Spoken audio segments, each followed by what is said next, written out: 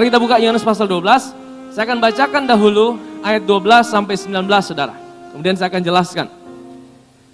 Keesokan harinya ketika orang banyak yang datang merayakan pesta mendengar bahwa Yesus sedang di tengah jalan menuju Yerusalem, mereka mengambil daun-daun palem dan pergi menyongsong dia sambil berseru-seru, Hosana, diberkatilah dia yang datang dalam nama Tuhan, Raja Israel. Yesus menemukan seekor keledai muda, lalu ia naik ke atasnya, seperti ada tertulis, jangan takut hai putri Sion, lihatlah rajamu datang, duduk di atas seekor anak keledai. Mula-mula murid-murid Yesus tidak mengerti akan hal itu. Tetapi sesudah Yesus dimuliakan, teringatlah mereka bahwa nats itu mengenai dia. Dan bahwa mereka telah melakukannya juga untuk dia. Orang banyak yang bersama-sama dengan dia ketika ia memanggil Lazarus keluar dari kubur dan membangkitkannya dari antara orang mati, memberi kesaksian tentang dia. Sebab itu orang banyak itu pergi menyongsong dia karena mereka mendengar bahwa ia yang membuat mujizat itu. Maka kata orang-orang Farisi seorang pada yang lain, kamu lihat sendiri bahwa kamu sama sekali tidak berhasil. Lihatlah, seluruh dunia datang mengikuti dia. Nah saudara, ini adalah kisahnya adalah bagaimana Yesus akan masuk ke dalam kota Yerusalem.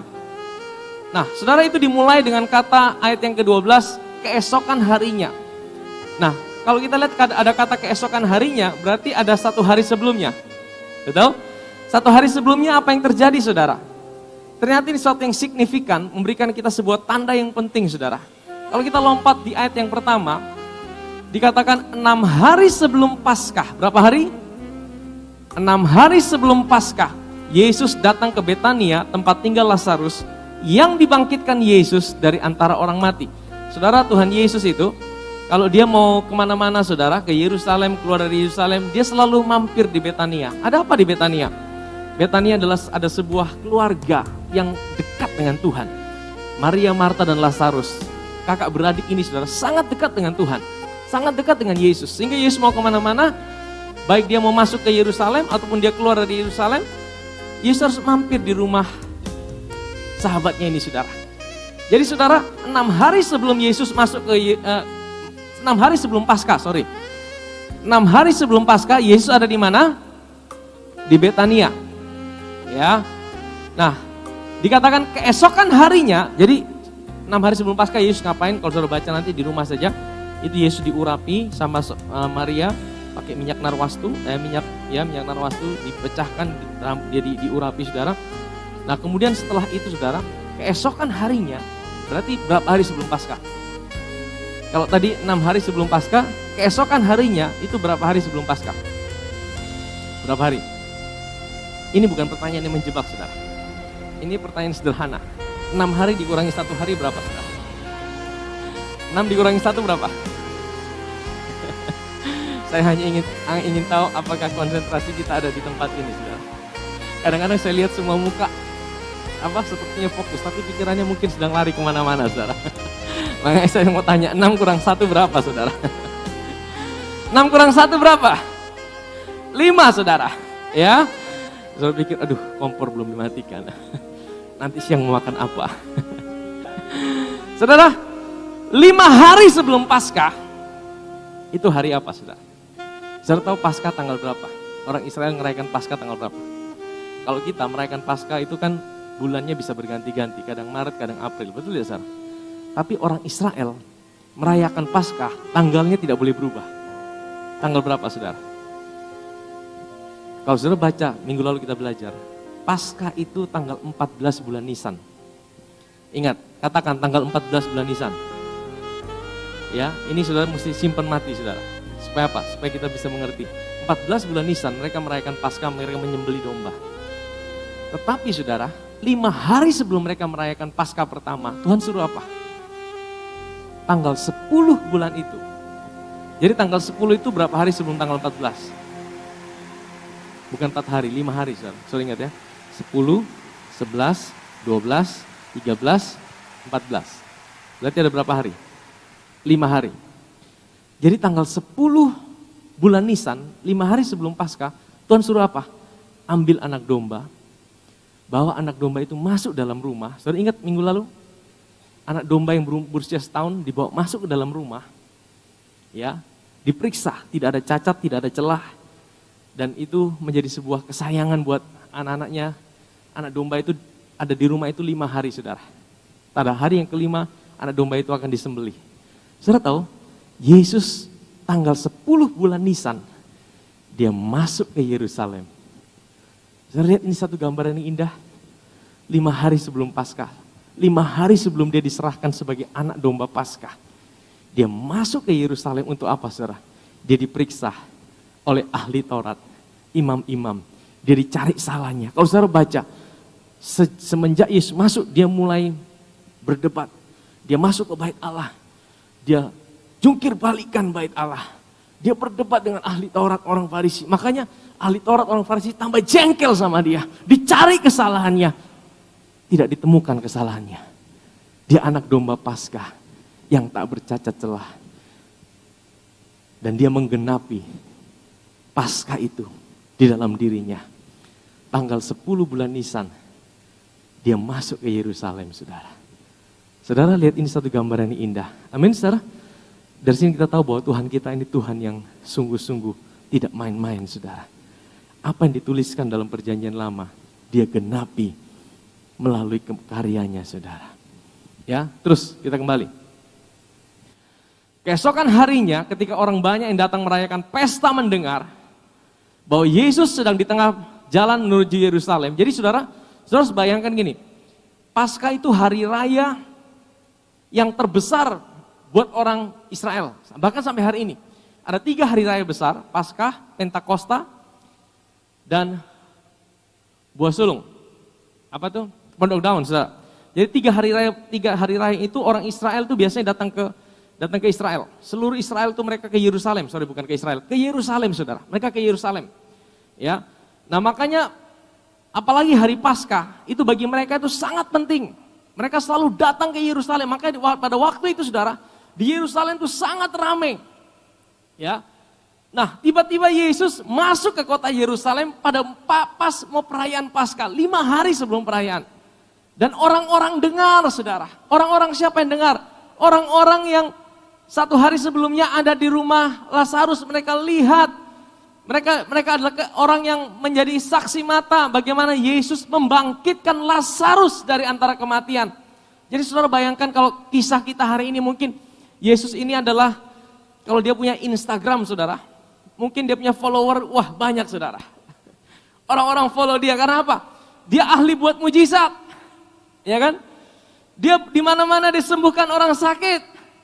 Ya, dia beda dengan guru-guru ahli Taurat yang lain. Dia beda, saudara. Dia bawa satu hal yang berbeda dan orang-orang suka, saudara. Orang-orang suka dengan dia. Makanya mereka sangat mengidolakan dia, saudara. Ya. Orang-orang banyak datang. Apa yang terjadi, saudara? Next. Mereka ambil daun-daun palem dan pergi menyongsong dia sambil berseru apa? Hosana, diberkatilah dia yang datang dalam nama Tuhan, Raja Israel. Saudara tahu apa arti kata Hosana, saudara? Ya, nah ini kutip dari mana, saudara? Mereka nyanyikan nyanyian ini, mereka kutip dari mana? Mereka kutip dari Mazmur 118 ayat yang ke-25. Saudara, waktu saudara nyanyi Hosana, Hosana, artinya apa, saudara? Ku nyanyi Hosana, artinya apa, saudara? Hosana artinya apa? Ada yang tahu? Kadang-kadang kita mungkin nyanyi cuma ikut-ikutan saja, tidak tahu artinya. Oh, karena di gereja nyanyi Hosana, nyanyi Hosana. Di gereja haleluya, kita haleluya. Ada yang tahu haleluya artinya apa? Haleluya. Yah itu Yahweh. Haleluya, puji Tuhan. Ya. Jadi saudara bilang haleluya, itu puji Tuhan. Nah, itu sama, saudara. Ya. Hosana itu artinya apa, saudara? Hosana itu dari kata Hosia dan Ana. Hosiana. Hosiana itu artinya apa, saudara? Hosiana itu seperti, Hosia itu artinya keselamatan. Hosia seperti ya yasa, akar katanya adalah yasa. Yasa itu artinya keselamatan. Ana itu artinya orang yang berseru. Artinya dia bilang, berikan keselamatan, berikan keselamatan, berikan keselamatan. Sekarang. Berikan keselamatan sekarang. Nah, itu mereka kutip dari Mazmur 118 ayat yang ke-25 dan 26. Ya Tuhan, berilah kiranya keselamatan. Itu hosana, berilah kiranya keselamatan. Ya Tuhan, berilah kiranya kemujuran. Diberkatilah dia yang datang dalam nama. Nah, Yesus menggenapi ini, saudara. Kami memberkati kamu dari dalam rumah Tuhan. Jadi sebenarnya secara tidak langsung, saudara, Yesus sedang menggenapi melalui orang-orang yang ada di sekitar dia. Menggenapi Mazmur 118 ayat 26. Sebenarnya ini ayat mengenai Mesias, saudara. Ya, ayat mengenai Mesias. Dan melalui, saudara ingat, 5 hari lagi Yesus akan naik di atas kayu salib. 5 hari setelah ini Yesus akan naik di atas kayu salib. Jadi Yesus tidak lagi tutup-tutup. Kalau di dalam kisah-kisah sebelumnya, dia selalu tanya, menurut kalian siapa saya? Ada yang bilang kamu adalah Yohanes Pembaptis. Kamu adalah Elia. Kamu adalah ini, kamu adalah ini. Hanya satu orang yang jawab benar. Siapa? Petrus. Engkau adalah Mesias. Anak Allah yang hidup.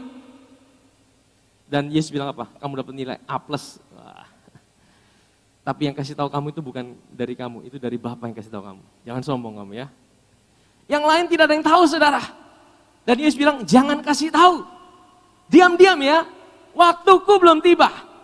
Waktuku belum tiba. Aku tidak mau ungkapkan identitasku secara langsung. Tapi di hari itu, saudara, tanggal 10 bulan Nisan, 5 hari lagi Yesus tahu dia akan naik di atas kayu salib. Dia tahu waktunya sudah tiba. Dan dia akan beritahu tentang siapa dia. Ya.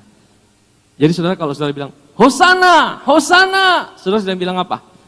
Berikan keselamatan. Berikan keselamatan.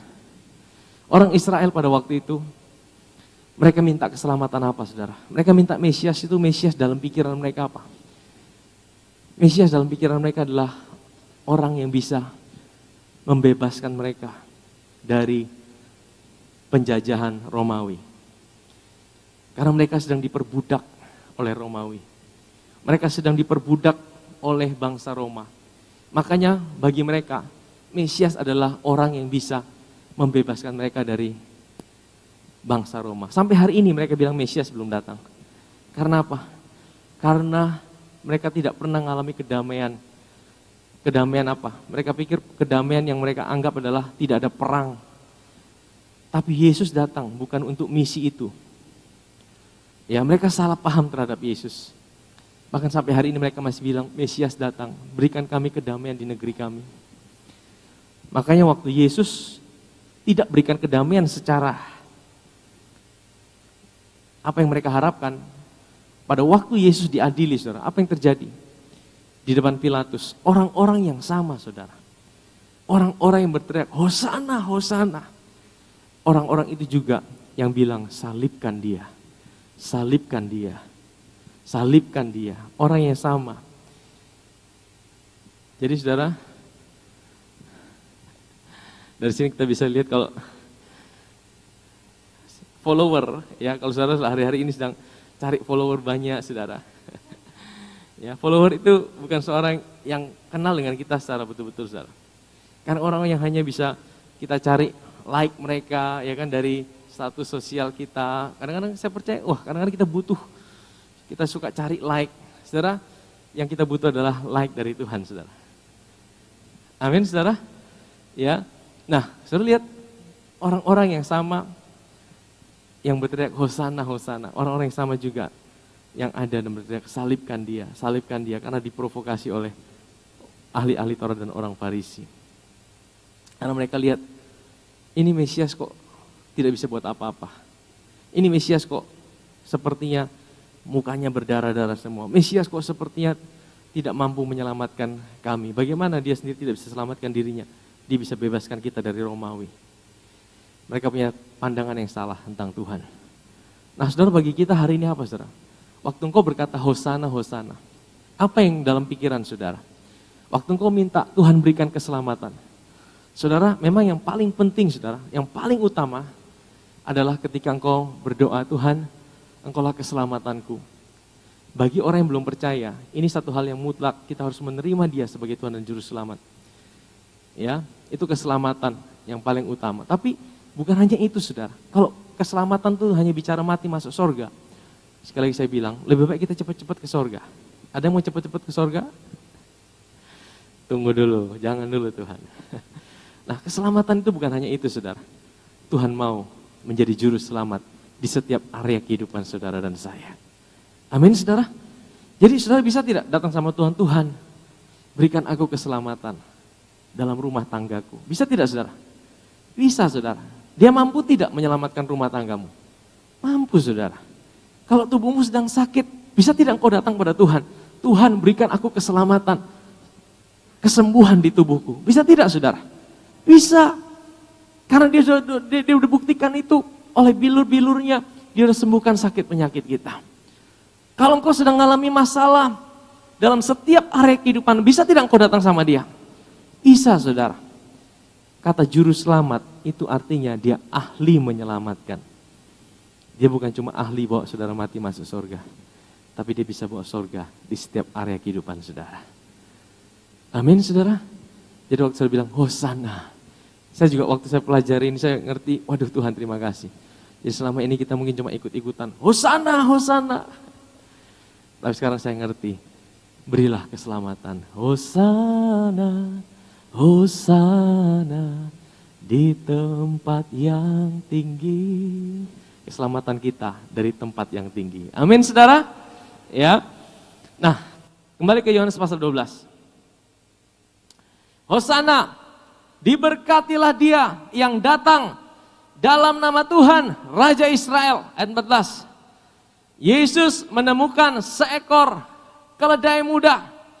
Lalu ia naik ke atasnya, seperti ada tertulis. Jangan takut, hai putri Sion. Lihatlah rajamu datang, duduk di atas seekor.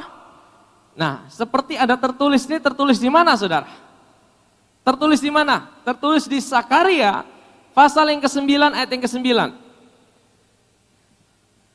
Nah, ini dikutip sama Yohanes.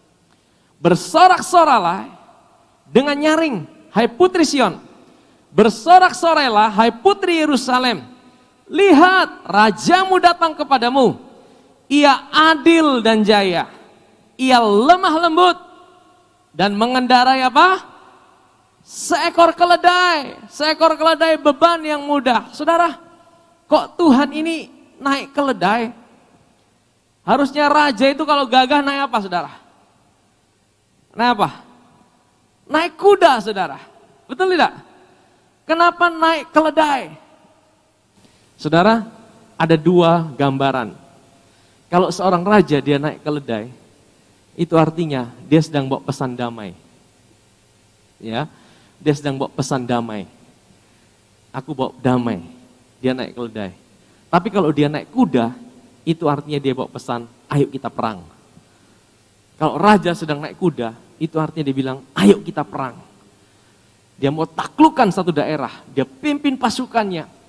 Saya suka nonton film-film perang zaman dahulu, raja-raja, ya kan. Raja-raja naik, mereka selalu naik kuda, mereka pimpin pasukannya. Jadi kalau naik kuda itu gambaran dari raja yang mau perang. Nah saudara tahu, Yesus akan datang kembali yang kedua, dia tidak naik keledai.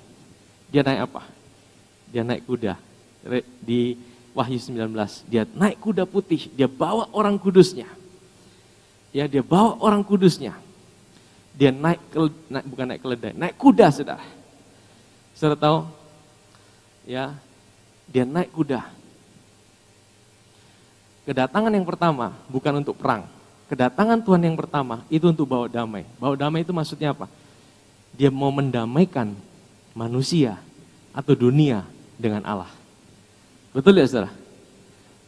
5 hari lagi dia naik ke atas kayu salib. Apa yang terjadi di atas kayu salib? Coba kita buka 2 Korintus pasal 5. Kita baca dari ayat yang ke-18, 19, dan 20.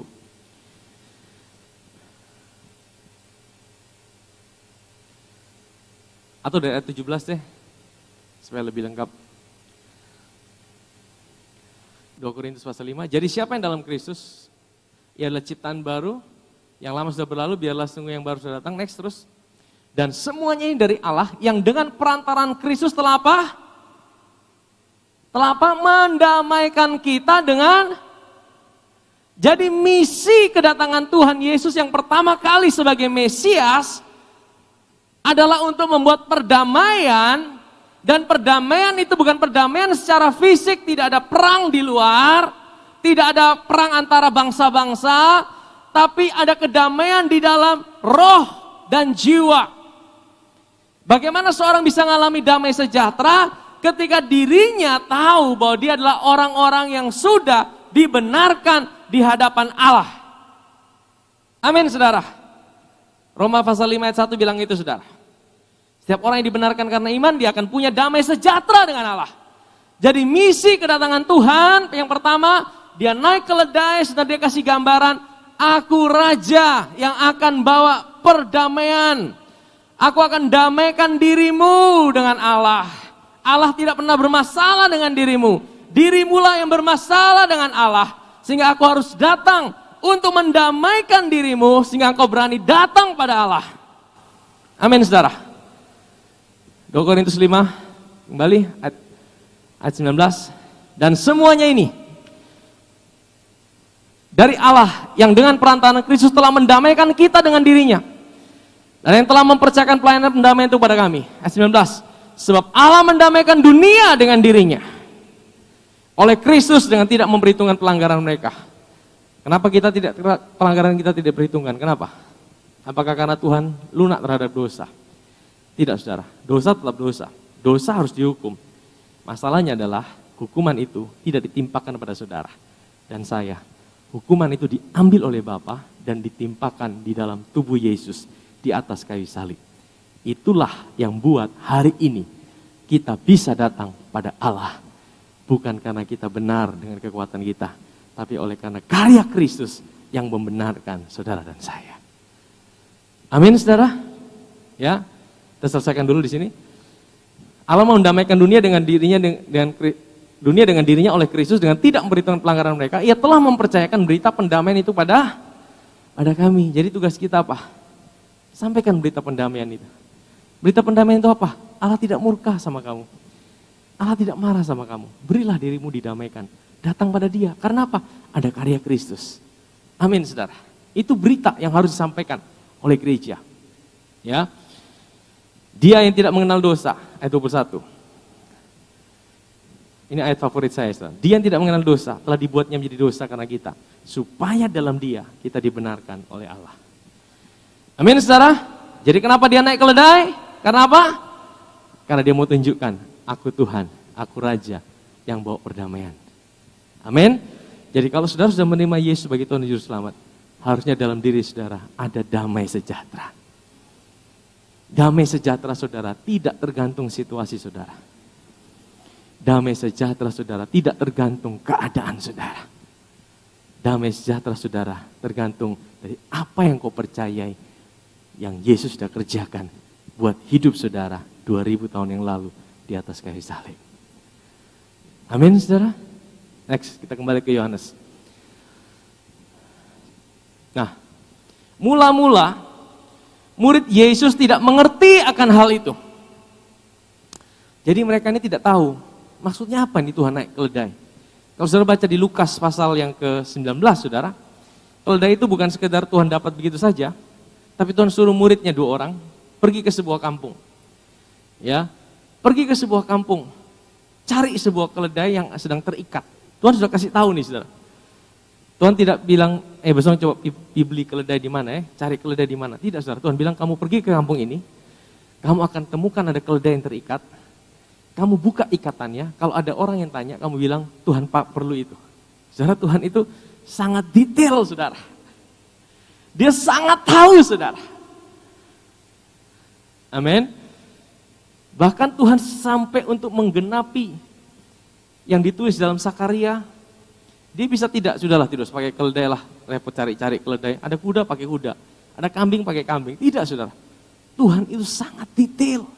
Apa yang dituliskan di dalam perjanjian lama tentang dirinya, bahkan sampai apa yang harus dia tunggangi. Saya bisa bayangkan keledai yang hari itu, dia tidak tahu bahwa dia akan ditunggangi oleh raja segala raja.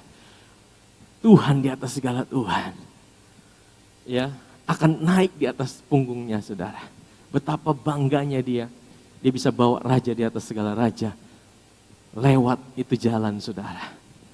Ya, tahukah saudara, engkau lebih daripada keledai. Tuhan bukan hanya naik di atas hidup saudara, dia tinggal dalam hidup saudara. Dia bergerak melalui hidup saudara. Dia pakai hidup saudara. Amin saudara. Ya. Nah, Tuhan itu sangat detail. Bukan hanya tentang keledainya. Bahkan harinya, tadi saya udah bilang, tanggal 10 bulan Nisan Tuhan genapi di harinya. Tapi sebenarnya apa yang digenapi lagi oleh Yesus, kenapa dia harus masuk di tanggal 10 bulan Nisan? Coba kita buka Daniel, pasal yang ke-9. Ada satu nubuatan, ada satu penggenapan dari apa yang Daniel dapatkan waktu dia sedang doa, saudara.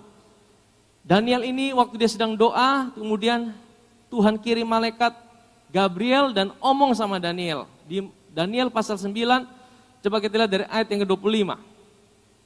Nanti saudara baca saya di rumah, beberapa ayat di atasnya dan beberapa ayat di bawahnya saudara. Karena waktu kita tidak cukup saudara. Ya. Maka ketahuilah dan pahamilah, ini kata Gabriel, dari saat firman itu keluar, firman apa? Yakni bahwa Yerusalem akan dipulihkan dan dibangun kembali, sampai pada kedatangan seorang yang diurapi atau Mesias, seorang raja. Nah, jadi gini saudara, Gabriel ini kasih tahu, dari saat firman itu keluar, kapan firman itu keluar? Yaitu Yerusalem akan dipulihkan. Kapan itu saudara? Ditulis di mana? Nah, saudara catat saja Nehemia pasal 2. Saudara boleh baca nanti di rumah. Di Nehemia pasal 2, Nabi Nehemia ini dia curhat. Karena apa? Raja Artasasta itu lihat muka Nehemia kok sedih. Mukanya kok murung. Raja tanya, "Kenapa kamu Nehemia?" "Hatiku sedang sedih, Tuan." "Kenapa sedih?" "Karena kampung halamanku tidak ada yang bangun. Tembok-temboknya runtuh. Rumah-rumahnya sepi, tidak ada yang dibangun." Jadi raja bilang, "Terus apa yang kamu mau lakukan? Apa yang bisa saya bantu?" Akhirnya Nehemia minta tolong raja buatkan surat kepada bupati-bupati yang ada supaya dia diizinkan untuk pergi kembali membangun Yerusalem. Nah, sejak itu saudara, itu dimulai itu saudara. Nah, saya mempelajari itu ada perhitungannya saudara. Ya, ada perhitungannya. Nah, coba kita kembali ke Daniel, dikatakan sejak firman itu keluar sampai kedatangan seorang yang diurapi, raja, itu Yesus saudara. Ada 7 kali 7 masa. 7 kali 7 masa itu 7 kali 7 tahun. Ya, 7 kali 7 berapa? 49. 7 tahun kali 7 berarti 49 tahun. Dan 62 kali 7 masa lamanya. Jadi kota itu, jadi setelah kota itu setelah perintah itu keluar sampai kedatangan Mesias itu ada 7 kali 7 tahun, 49 tahun di plus 62 kali 7, jadi di total itu dapat angka 483 tahun saudara menurut penanggalan Ibrani. Ya, terus kota itu akan dibangun kembali dengan tanah lapang paritnya tapi di tengah-tengah kesulitan. Next ayat 26. Sesudah ke-62 kali 7 masa itu, jadi setelah akhir dari 483 tahun itu, akan disingkirkan seorang yang telah diurapi. Ini bicara tentang siapa? Yesus, padahal tidak ada salahnya apa-apa. Ya. Nah, saudara tahu kapan itu waktunya?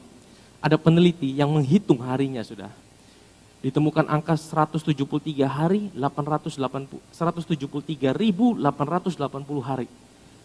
Itu dihitung-hitung ketemu harinya pas itu dari sejak firman keluar dari Nehemia itu ketemu tanggalnya persis tanggal 10 bulan Nisan pada waktu Yesus masuk ke kota Yerusalem. Saudara, ini bukan main-main saudara. Itu menunjukkan bahwa Tuhan itu sangat detail dan sangat presisi. Bahkan tuh hal-hal yang kelihatannya sepele. Tapi dia menggenapi sampai sebegitu detailnya, saudara.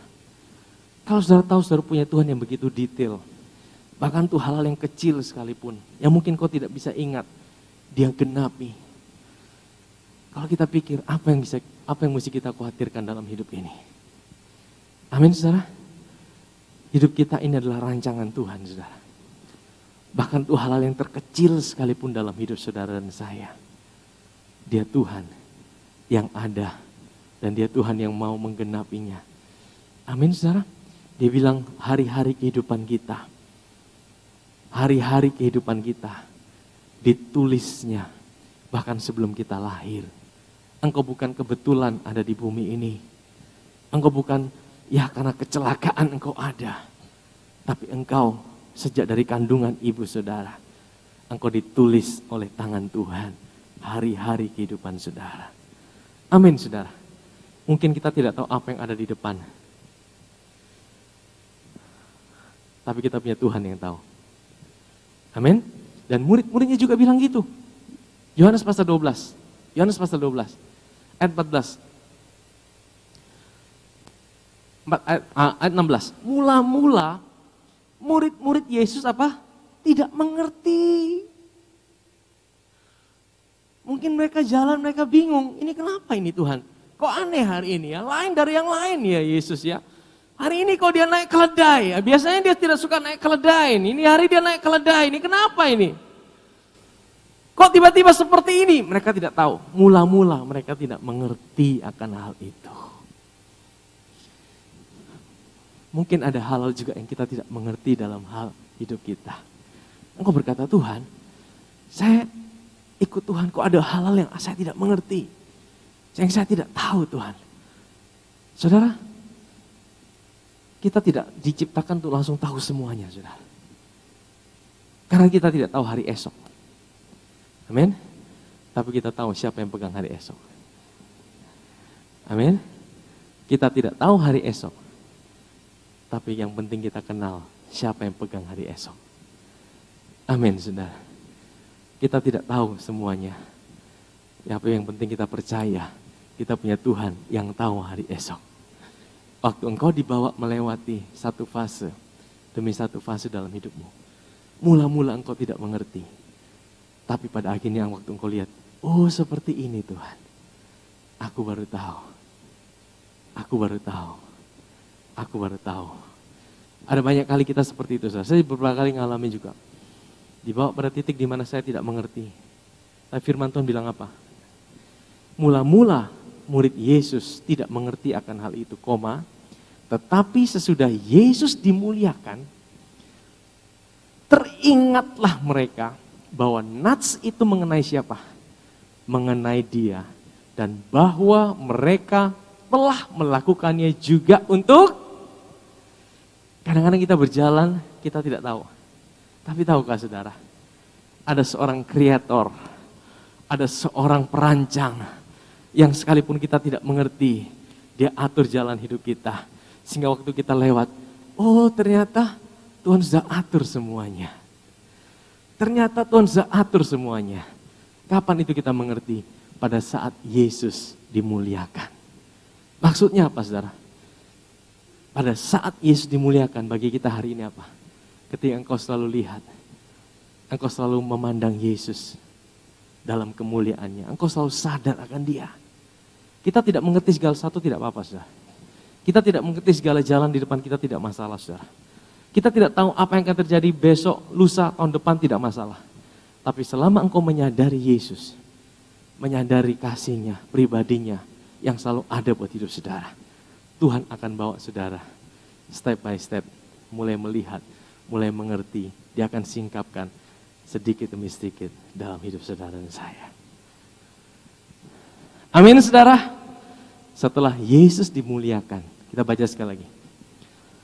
Sesudah Yesus dimuliakan, teringatlah mereka bahwa nats itu mengenai dia dan bahwa mereka telah melakukannya juga untuk, oh ternyata kita ikut di sebelah Yesus, kita jalan di sebelah Yesus, Yesus naik keledai, kita tidak sadar waktu itu. Ini semua udah tertulis dalam firman. Ini semua ditulis untuk dia. Ini semua ditulis untuk menggenapi rancangannya. Amin, saudara. Asal kita mau meresponi dia. Tuhan, aku tidak mengerti, tapi aku mau tetap datang padamu. Itu iman, saudara.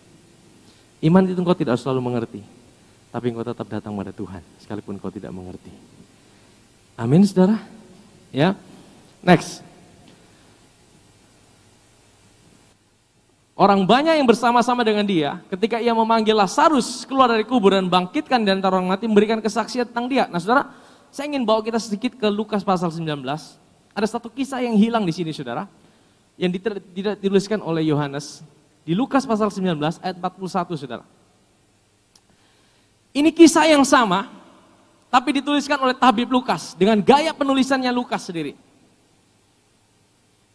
Nah, jadi saudara, ini kisah yang sama, dan ketika Yesus telah dekat dan melihat kota itu, ia apa? Ia menangisinya. Jadi saudara, coba tampilkan gambar yang tadi saya kirimkan. Ini ada tempat yang dimana kalau saudara ke Israel pasti dibawa ke sini, saudara, ke Yerusalem. Nah, ini namanya Dominus Flevit. Ya, saudara kalau yang belum ke Israel punya kerinduan, saya juga pengen lagi ke sana, kan di sana luar biasa, saudara. Kita diingatkan kembali. Nah, ini namanya Dominus Flevit. Yang pernah pergi pasti tahu tempat ini, saudara. Coba satu lagi gambarnya. Nah, ini dia, saudara. Ini bangunan dibentuk modelnya air mata. Bukan mata air, air mata. Kenapa, saudara? Karena ini bangunan, ini gereja dibentuk air mata karena apa? Untuk mengingat Yesus menangis di tempat itu.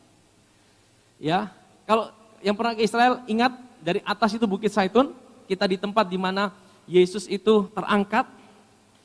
Kemudian kita keluar dari tempat itu, kita akan lewat jalan yang menurun. Itulah jalan yang dilewati oleh Yesus di Minggu Palem.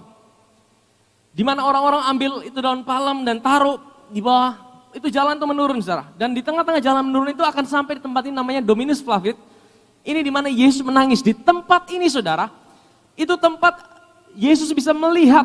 Coba tampilkan yang tadi. Nah, hari ini, saudara, yang dilihat adalah ada kubah emas. Tapi waktu zaman Yesus kubah emas belum ada. Yang ada apa? Bait Allah. Ya, bait Allah berdiri di situ. Dan kemudian apa? Ada tembok. Itu pintu gerbang timur kelihatan jelas itu, saudara. Kalau hari ini, saudara, pintu gerbang timur itu tertutup. Ada 2. Tapi itu temboknya tebal, tertutup. Ditutup oleh siapa? Kaisar Ottoman, Sultan Ottoman dari Turki. Karena mereka dengar desas-desus, nanti Yesus akan datang kembali.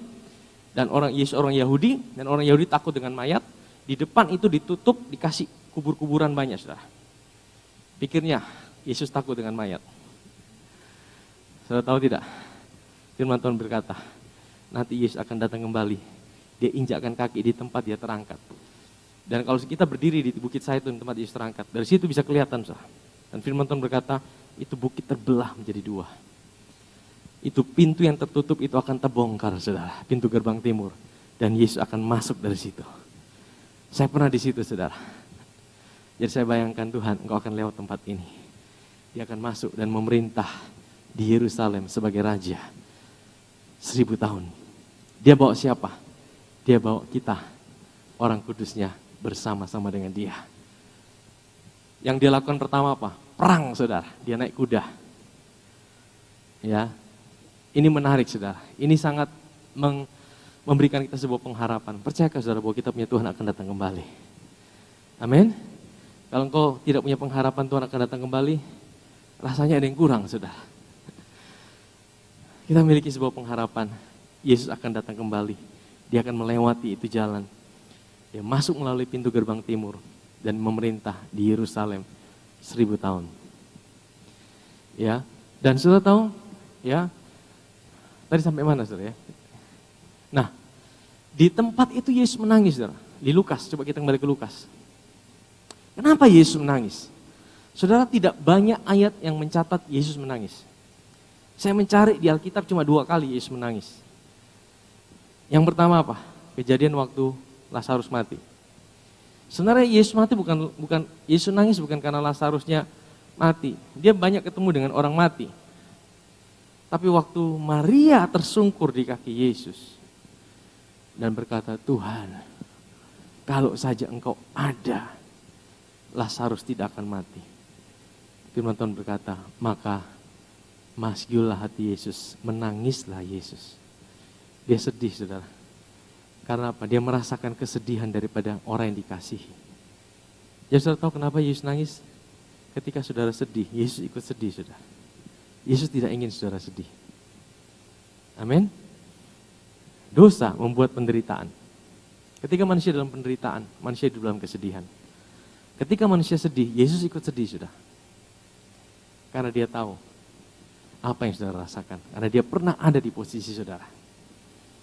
Yang kedua, ini kisah di mana Yesus menangis. Kenapa dia menangis? Ayat berikutnya kita baca, saudara. Katanya, wahai betapa baiknya jika pada hari ini juga engkau mengerti apa yang perlu untuk damai sejahteramu. Tapi sekarang hal itu tersembunyi bagi matamu. Sebab akan datang harinya, bahwa musuhmu akan mengelilingi engkau dengan kubu. Lalu mengepung engkau dan menghimpit engkau dari segala jurusan. Dan mereka akan membinasakan engkau beserta dengan pendudukmu. Dan pada tembokmu mereka tidak akan membiarkan satu batu pun tinggal terletak di atas batu yang lain. Karena engkau tidak mengetahui saat bila mana apa? Allah. Saudara tahu, Yesus sedang menubuatkan waktu dia lihat bait Allah. Hatinya sedih karena dia tahu apa yang akan terjadi di tahun 70. Yesus meninggal sekitar tahun 30 di atas kayu salib. Tahun 70, saudara, Kaisar Titus itu menyerbu kota Yerusalem.